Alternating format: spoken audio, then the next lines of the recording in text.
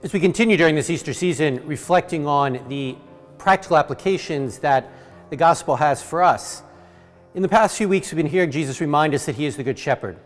You know, the Good Shepherd, I think it's safe to say, is probably one of the most beloved images in all of Christianity because it communicates a very personal, profound, intimate relationship between Christ and us. It's a kind of idealized relationship with God we all want to have. And while it's a beautiful image and a comforting image, it's also an image that puts a challenge before us, because the image of the Good Shepherd is utterly dependent on, as sheep, us being able to hear and to respond to the voice of the shepherd. And Jesus reminds us of that in St. John's Gospel. My sheep hear my voice and they follow me. In our modern, crazy 21st century world, sometimes it's hard to hear, let alone respond to the voice of the shepherd.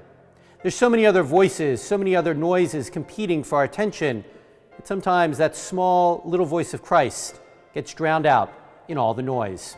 And that's why it's important that we carve out time to listen and to learn how to hear to the voice of the shepherd. Now, not all of us can run off to a monastery, not all of us can sit in silence for hours a day, but all of us can carve out a few moments of silence, whether it's in the shower in the morning, whether we're driving our car and turning down the radio, just a few minutes every day to sit in some quiet so that the voice of the shepherd can finally begin to break through. Because until we train ourselves to hear to the voice of the shepherd, we can never respond. And if we don't make time in our daily, busy, noisy schedule to hear Christ's voice, then how can we follow him where he's calling us? Not a homily, not a sermon, but just something for all of us to reflect on.